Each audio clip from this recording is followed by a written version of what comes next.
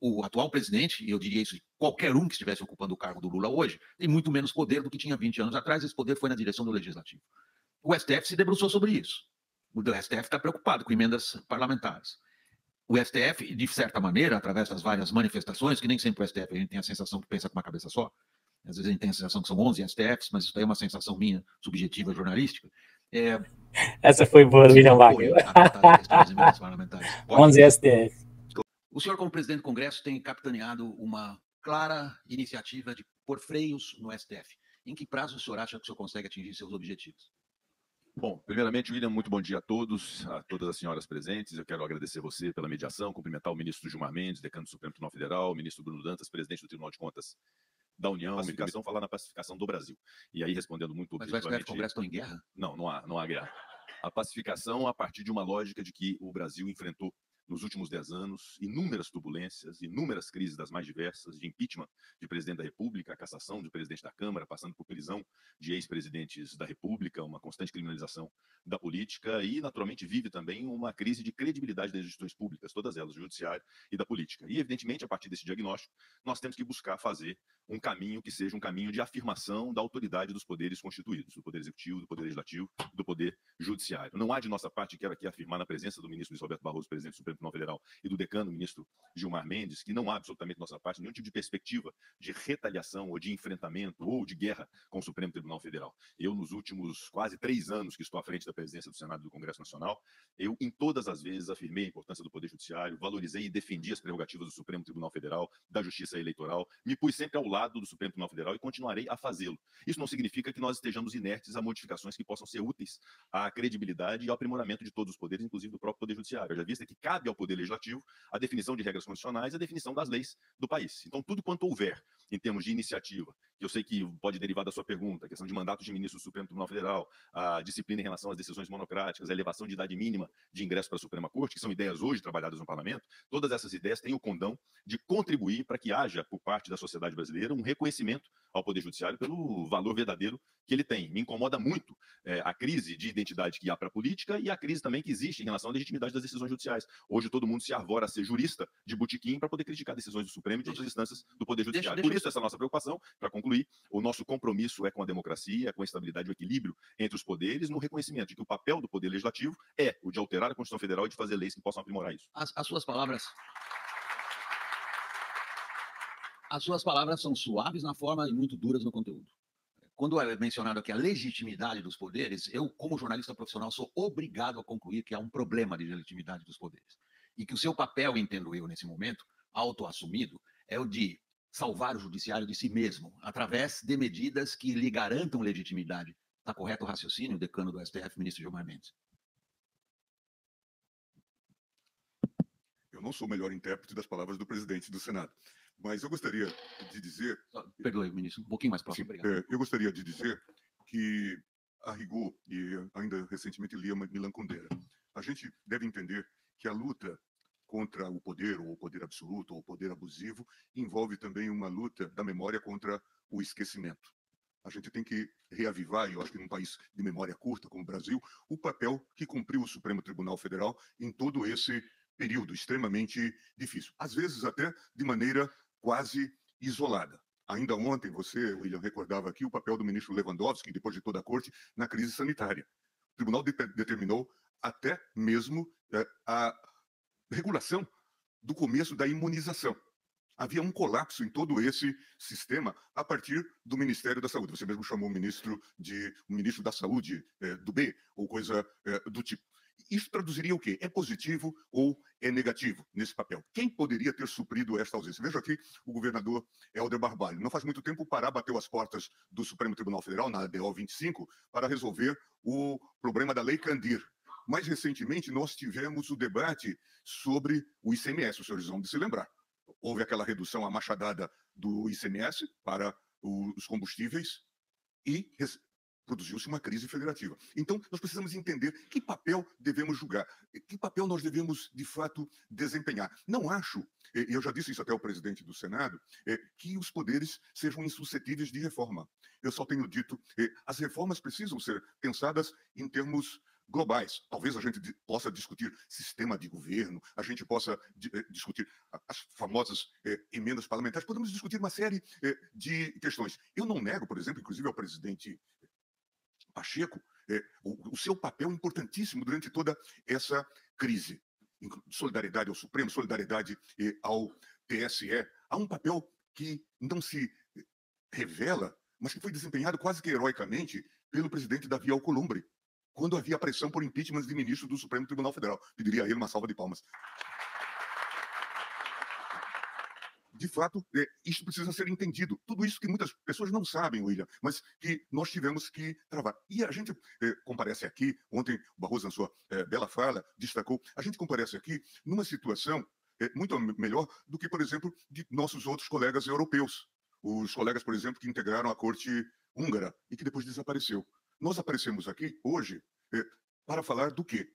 Para falar de um exemplo de sucesso da Corte do Supremo Tribunal Federal, Corte Suprema, e do TSE, num contexto extremamente difícil. A gente não vem contar uma história de fracasso. Nós contamos a história de uma instituição que soube defender a democracia, até contra impulsos de uma parte significativa da elite. Certamente, muitos aqui defenderam concepções que certamente, se vitoriosas, levariam à derrocada do Supremo Tribunal Federal. Então, é preciso que a gente entenda esse papel. E saibamos, de fato, entender todo esse contexto e, claro, estabelecermos os nossos diálogos.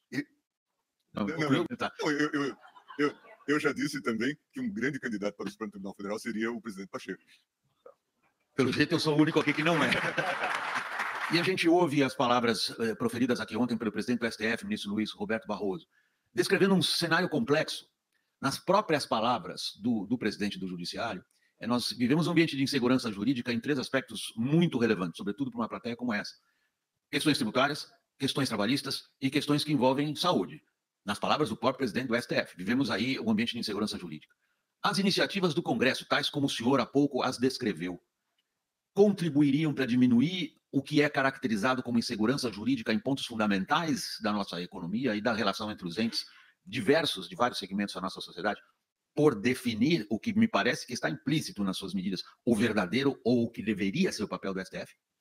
Bom, primeiro, acho muito importante destacar que o Brasil, no atual estágio em que se encontra, é fruto de acertos e desacertos, e nenhuma instituição e nenhum poder tem o monopólio dos acertos, nem a responsabilidade dos desacertos de forma exclusiva. A defesa da democracia teve um papel preponderante e muito importante do Supremo Tribunal Federal e do TSE, mas também teve uma participação muito importante do Tribunal de Contas da União, da imprensa, de partidos políticos e do Congresso Nacional.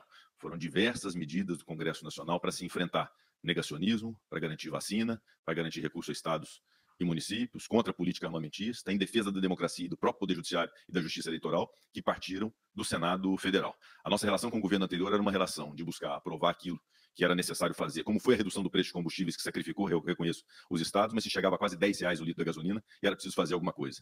E era preciso garantir renda mínima para as pessoas, por isso passamos de R$400 para R$600, política, aliás, que o novo governo manteve e reconheceu que nós estávamos certos naquele momento.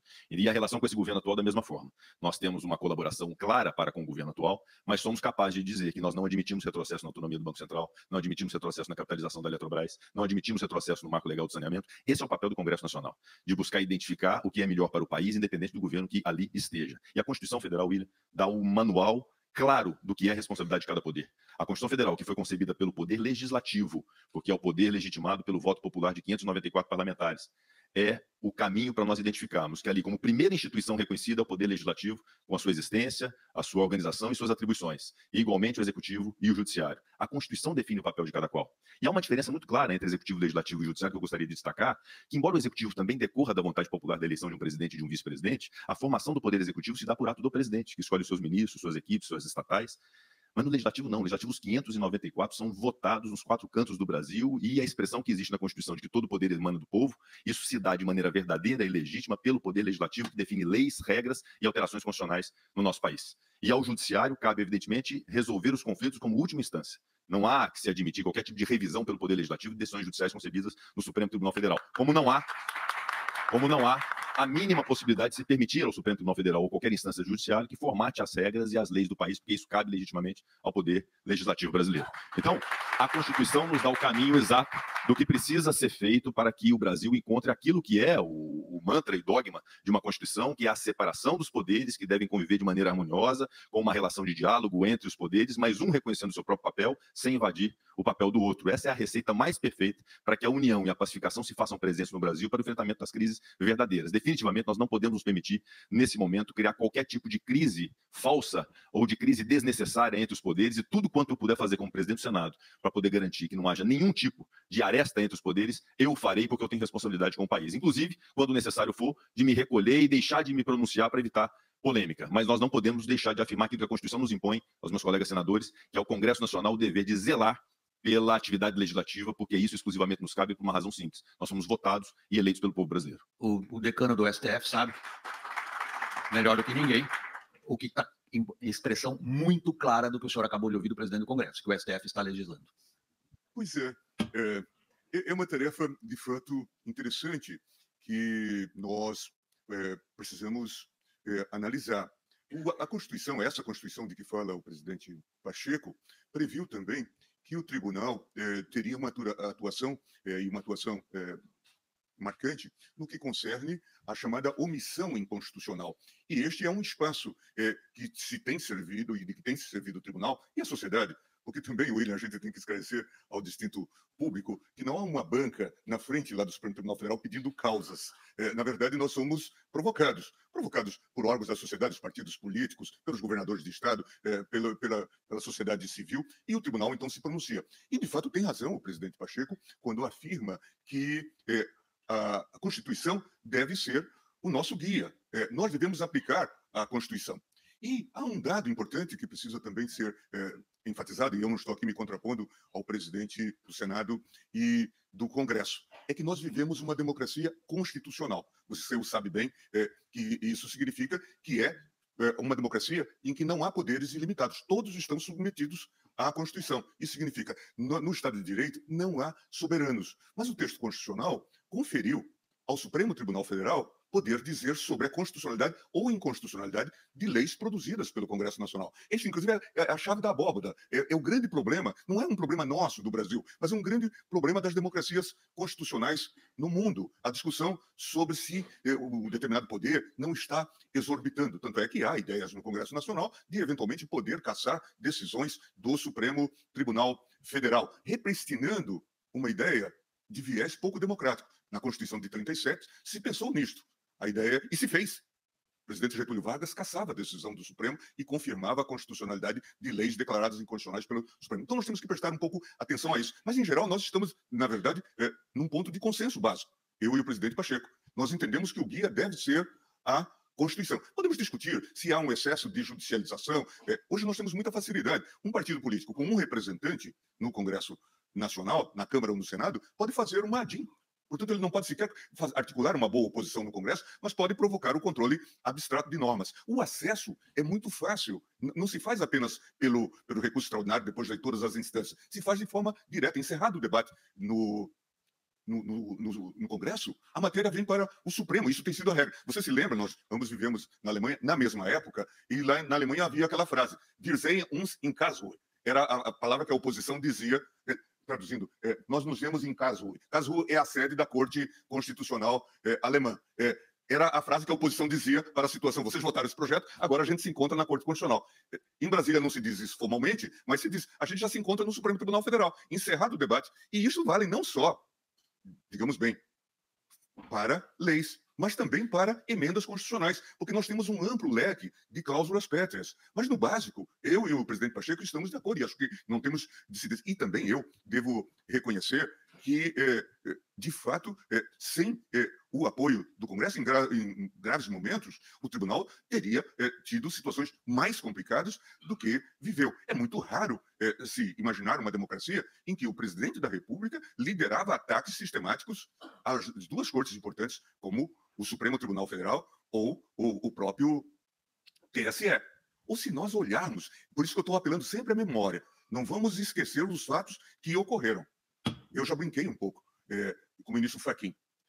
A relação que se estabeleceu entre o TSE, ou mais precisamente entre o Ministério da Defesa e o TSE, foi uma relação estranhíssima, que nunca se viu na história do Brasil. O ministro da Defesa sempre mandando cartas para o TSE, fazendo perguntas e reperguntas. Era o Ministério da Defesa que fazia isso, William, naquele contexto. E um fenômeno de assédio. Hoje, se eu fosse discutir uma reforma importante, eu diria, presidente Pacheco, eu diria, poxa, talvez, uma coisa que até, obviamente, seria elementar.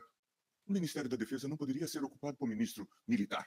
Teria que ser por um civil. Essa foi a concepção de Fernando Henrique quando fez a reforma, mas acabou vacilando no processo que se desenvolveu. Eu faria listas de reformas relevantes, mas algumas de compreensão básica. O papel das Forças Armadas e o 142. Em suma, acho que tem muitas questões que nós podemos aventar. Nessa linha do que o Bruno falou, da fuga para frente. O que nós podemos fazer para que o sistema se estabilize? Para que nós... A minha pergunta, quando eu entrei no prédio do Supremo Tribunal Federal, é a pergunta que eu faço aqui. O prédio danificado do Supremo Tribunal Federal. O que nós... Pergunta que também Pacheco acaba de fazer, presidente Pacheco. O que nós fizemos de errado para termos chegado até aquele ponto? E a outra pergunta que qualquer cidadão se obriga é: o que nós devemos fazer para evitar que isso se repita? Mas quando a gente considera algumas das medidas que estão sendo consideradas como reformas, como, por exemplo, o mandato de ministro do STF, isso ajuda ou atrapalha? Eu não gostaria de discutir isto nesse contexto, até porque eu imagino que só o mandato, sem uma discussão mais estrutural, levaria a uma série de consequências em relação a isso. Não gostaria de discutir. E por isso até eu disse que, a rigor, me surpreende que a iniciativa inicial da reforma, a medida número 1, se chame mandato para o Supremo Tribunal Federal, portanto, chamando atenção para este problema no debate público. Acho que haveria, de qualquer forma, uma série de problemas a partir do modelo de indicação. Certamente, quando se colocasse o mandato, viria o debate sobre o modelo de indicação, dividido entre executivo e as casas do Congresso Nacional, muito provavelmente. E, a partir daí, se colocaria um debate que poderia levar até mesmo ao loteamento de cargos no Supremo Tribunal Federal, o que está longe de ser desejável. Então, me parece que haveria bons argumentos para a discussão em torno disso. Mas eu fico, de fato, na lista de reformas. E reafirmo um pouco aquilo que já falei anteriormente. A rigor, todos nós reconhecemos que há problemas. Quando eu falei de omissão, eu não estava imputando omissão no sentido de falta de ação geral do Legislativo. É um conteúdo constitucional. A Constituição plasmou a ideia da omissão inconstitucional. Por exemplo, hoje no Brasil, falou-se muito do problema trabalhista, o direito de greve do servidor público está regulado numa decisão do Supremo Tribunal Federal, porque não tinha havido deliberação do Congresso Nacional sobre esse assunto. Isso se deu no mandado de injunção. Eu estou falando, portanto, de uma questão técnica. Não se trata de uma imputação de falta política, estou dizendo de casos desse tipo. O próprio caso do aborto, que você mencionou, me parece que há aí também um a priori. O tribunal foi provocado a decidir. Não significa que vá referendar o aborto ou permitir, como alguém está... Foi provocado para julgar o caso. Portanto, é preciso, como dizem no samba, primeiro é preciso julgar para depois condenar, não é? Então é preciso saber do que se trata. O que há é provocação em torno de temas que são muito sensíveis. O próprio papel político, sobre o qual você pergunta, o tribunal tem legitimidade política para concorrer com o Congresso Nacional? Evidentemente que não. A legitimidade democrática é do Congresso Nacional, isso não está em discussão. Agora, a legitimação do tribunal advém da Constituição e da aplicação da Constituição. Nesse sentido, nós estamos absolutamente de acordo. Agora, claro, nós não somos ingênuos para dizer que muitas vezes, numa sociedade pluralista, e isso é até saudável, há debates sobre o que nós extraímos ou entendemos da Constituição. Esse é um ponto sensível. E me parece que, de fato, nós devemos nos debruçar sobre essa tarefa que é hercúlea. Veja, daqui a pouco você, que já falou das manchetes, vai dizer que eu e o presidente Pacheco estamos divergindo sobre muitos pontos, quando, na verdade, nós temos muito mais concordâncias do que divergências em torno dessa temática. E é imensa, como nós sabemos, a responsabilidade do Congresso Nacional. Ainda recentemente, nós vimos mudanças importantes que estavam se realizando nesses projetos de privatização e coisas do tipo, que estavam agora sendo revistas, e o próprio Congresso sinalizou que essas reformas eram relevantes e precisavam ser mantidos em nome, inclusive, da segurança jurídica, que foi objeto de tanta consideração nos painéis de ontem aqui. Então, eu quero deixar claro que nós precisamos discutir, estamos dispostos a discutir, como também estamos dispostos a discutir, e já até o fizemos, a reforma que a ministra Rosa deixa como legado não é a pauta do aborto. Na verdade, foi a reforma regimental que ela fez, superando aquele quadro das medidas é a pauta da morte, legado da morte. Superando também o quadro dos pedidos de vista, que muito bem apontado pelo Congresso Nacional, e o Congresso Nacional tem toda a legitimidade para legislar sobre processo, e processo civil, como tem sobre processo penal. Eu queria lembrar, nesses últimos momentos, William, que se a gente voltou, e de novo a gente tem que apelar para a memória, se a política voltou a ter autonomia, eu queria que fizessem justiça. Isso graças ao Supremo Tribunal Federal. Se hoje nós temos a eleição do presidente Lula, isso se deveu a uma decisão do Supremo Tribunal Federal. É preciso reconhecer isso. De novo, Milan Kundera, vamos travar a luta contra o poder absoluto. Mas vamos travar a luta contra o esquecimento, a memória contra o esquecimento. Vamos resgatar isso. Isso é fundamental. Se a política deixou de ser judicializada e deixou de ser criminalizada, isso se deve ao Supremo Tribunal Federal. E aqui está um ator que chama essa reforma também de sua. Há uma percepção bastante difundida na sociedade de que, por exemplo, o aspecto que o senhor acabou de mencionar, da não criminalização da política, é acompanhado por outro aspecto que é um déficit na luta anticorrupção. Outro aspecto que o senhor acabou de mencionar chama atenção na sociedade quanto à percepção que se tem exatamente desse papel político do STF, que põe na cadeia ou tira da cadeia. Por decisões absolutamente individuais, muda o cenário político do país da noite para o dia, em função de fatores que nem sempre a sociedade é capaz de entender. Então, por favor. A pergunta é dirigida a mim, não é isso?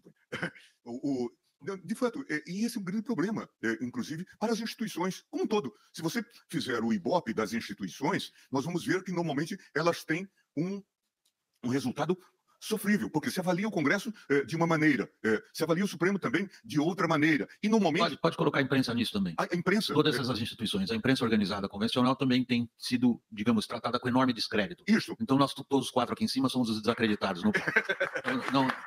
Eu não brigo com notícia, é meu moto pessoal. É um fato. Não, que bom que você lembrou, porque eu sempre trago a imprensa também para essa questão e acho isso importante. Agora, como a sociedade nos vê? Também nós temos que olhar como que é o contexto em termos comparado. No momento, ela nos vê por aspectos bastante específicos.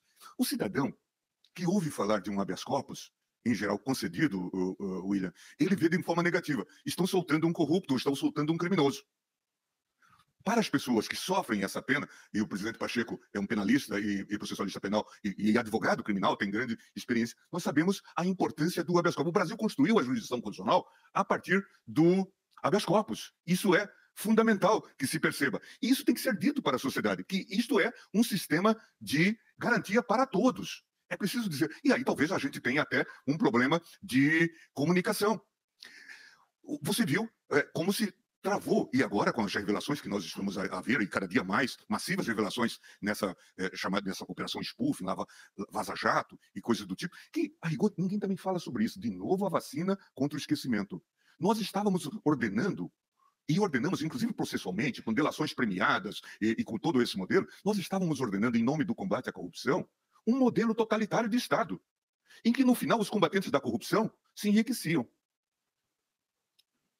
Como se viu com as grandes fundações que estavam montando nesse contexto. Então, é preciso que a gente faça uma revisão, e inclusive, um aspecto importante, que o Congresso se debruce sobre este tema para reacertar, reajustar o que foi feito de errado nesse processo de combate à corrupção, já que nós estamos fazendo essa agenda, esse inventário e esse debate. Mas eu reconheço, de fato, que nós temos dificuldades nessa comunicação. E não é só nossa, é de vocês. As pessoas falam da imprensa pelo lado, eventualmente, negativo que elas têm da imprensa. Mas a gente tem que reconhecer que sem a imprensa livre, nós não teríamos mantido esses 35 anos da Constituição de 80. E a gente também tem que produzir um consenso aqui, para não parecer que a gente só tem disputas.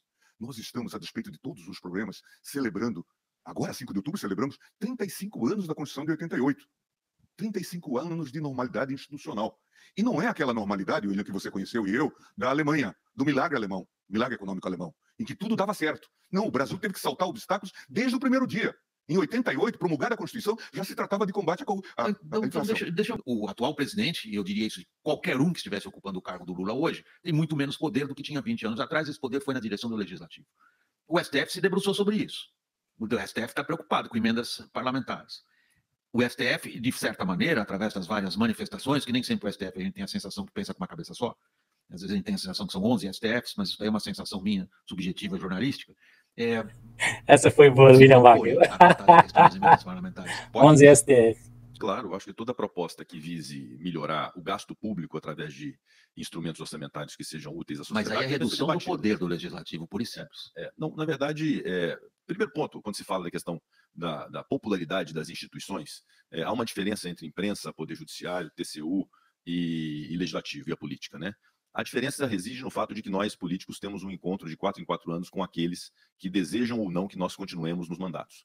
Isso nos impõe, obviamente, uma apreciação daquilo que é a vontade popular e uma relação direta com as pessoas que outras instituições não têm. Esse poder legislativo, né, e todas as suas atribuições que estão na Constituição, é um poder em razão dessa característica, ou seja, nós somos representantes legítimos de pessoas que nos elegem para poder representá-las. E essas pessoas desejam, entre outras coisas, que nós estejamos atentos às suas demandas locais. Isso faz com que o orçamento seja apresentado como proposta do Executivo, mas necessariamente tenha que ser apreciado pelo Poder Legislativo. E quando se fala de emendas, justamente isso decorre do fato de que aquele deputado federal, o deputado ou senador da República, no âmbito do Estado, o deputado estadual, ele tem o contato direto com a sociedade e com as comunidades, identificando o que é aquela realidade local. Coisa que um ministro de Estado, que por vezes nem mandato tem, ele tem dificuldade de ter. É crível que um ministro da infraestrutura ou ministro das cidades, por mais competentes que sejam os atuais, tenham a plena compreensão do que é a realidade de toda a sociedade brasileira, de todo o Brasil, num país continental. Para isso se lança mão do poder e da capacidade que o Legislativo tem de conhecer a verdadeira realidade do Brasil. Talvez nós sejamos capazes de dizer que nós conhecemos a realidade exata, ou quase exata, da sociedade brasileira. Daí advém essa contribuição que o Legislativo dá ao Executivo no tocante às emendas parlamentares com as destinações de recursos, através de emendas individuais, de emendas de bancadas dos estados, de emendas de comissões, que tem um aspecto qualitativo muito importante. Uma comissão de educação do parlamento tem a capacidade de destinar recursos para a educação, contribuindo com o ministro da Educação e assim sucessivamente. Então, esse formato pode ser calibrado, ele evidentemente pode ser calibrado, pode ter tido distorções ao longo do tempo, pode ter sido, certamente teve. Então, é o momento de nós discutirmos, e aqui eu quero fazer uma proposta, de que essas questões do passado, elas não jamais devam ser esquecidas, elas devem ser consideradas. Mas nós temos que ter uma visão de futuro do Brasil. A partir de agora, o que nós podemos fazer no momento que nós discutimos uma reforma tributária para arrecadar tributos e garantir políticas públicas do Brasil? O que nós podemos fazer para garantir a qualidade do gasto público? Já conversamos sobre isso, ministro Bruno Dantas, a qualidade do gasto público na peça orçamentária. Para onde deve ir o recurso da reforma tributária que o deputado Aguinaldo Ribeiro construiu na Câmara dos Deputados e nós estamos votando no Senado? Por isso, William, a partir da reforma tributária, é inegável e indispensável que o Congresso Nacional se debruce sobre o tamanho do Estado brasileiro, a qualidade do gasto público e a racionalidade desse orçamento que pressupõe a participação do Executivo, mas não pode prescindir da participação do Legislativo através das emendas parlamentares. Tem um ponto de fundo aqui, ministro Gilmar Mendes, levantado pelo presidente do Congresso, quando ele afirma que nós conhecemos a realidade do Brasil. Nós somos eleitos, nós prestamos contas a cada 4 anos. Eu agora vou pôr um pouco de pimenta na frase dele. Não é o STF que conhece isso. São os representantes do povo, os deputados federais e os senadores, que prestam contas direto ao povo e sabem o que ele precisa. Não é contraponto, não. Não, mas eu estou tentando forçar o contraponto, óbvio, parece que eu estou aqui. Não, o discurso do presidente do STF ontem chamou a atenção, inclusive, do ex-presidente da França, pela segunda parte do discurso dele. A primeira é uma dedicada claramente às funções constitucionais e como elas se dão hoje, no âmbito do relacionamento entre os poderes do nosso país. A segunda parte é uma agenda com pontos de extraordinária relevância para o país, inegavelmente. Mas chamou a atenção do ex-presidente da França, ele diz, esta é uma agenda possivelmente de um presidente do Executivo. Ou seja, é uma agenda claramente voltada para aquilo que o presidente do Congresso disse agora, que é o Congresso que entende o que é essa agenda. E não o STF deveria se preocupar com isso. Isso coincide com o que foi decidido pelo Supremo Tribunal Federal. Em linha de princípio, o que o Supremo Tribunal Federal se pronunciou sobre o famoso orçamento secreto é que ele não poderia ser secreto. Simplesmente isso. Mas o mais decidiu o Congresso quanto à alocação de recursos. E isso é inegável, numa perspectiva, portanto, de compreensão da divisão de poderes e daquilo que está traçado na Constituição quanto ao papel do Congresso Nacional. O Executivo tem a iniciativa do orçamento e depois tem que haver a aplicação. E o presidente Pacheco tem que haver a aplicação dos recursos. E o presidente Pacheco cuidou bem. Eventualmente, nós podemos ter questionamentos a propósito da aplicação. E não só nós, mas também o TCU, podemos ter discussões a propósito disso. Mas é inegável, o orçamento é construído pelo Congresso. Embora tenhamos problemas aqui, você mesmo aponta que, às vezes, e agora Bruno há pouco também apontava que, às vezes, diante do modelo que se constrói, e isso tem sido falado, tem sido discutido em vários fóruns, dá-se a impressão de que nós estamos construindo, e não estou dizendo que isso é mal, até pode ser que seja positivo, um modelo de semipresidencialismo, em que uma parte do poder passa ou transpassa-se para o legislativo. Neste caso, isso teria virado... Na prática, nós estamos com o semipresidencialismo com 2 primeiros ministros, um está aqui conosco. Bom, de novo, uma invenção brasileira, mas vamos discutir isto em termos aprofundados, em termos institucionais. E daí vem a minha tese inicial. Nós voltamos à minha tese inicial. Se temos pontos de reforma, comecemos por onde temos maiores distorções. Então, vamos apontar isso. Mas esta é uma questão. Eu recebi um cartaz aqui grande, finalizar o painel, não é minha ideia. Eu prosseguiria essa conversa por muito tempo. Ela me parece fascinante. Mas eu sou obrigado a finalizar. Eu queria dar um pitaco. Claro, mas dando a oportunidade ainda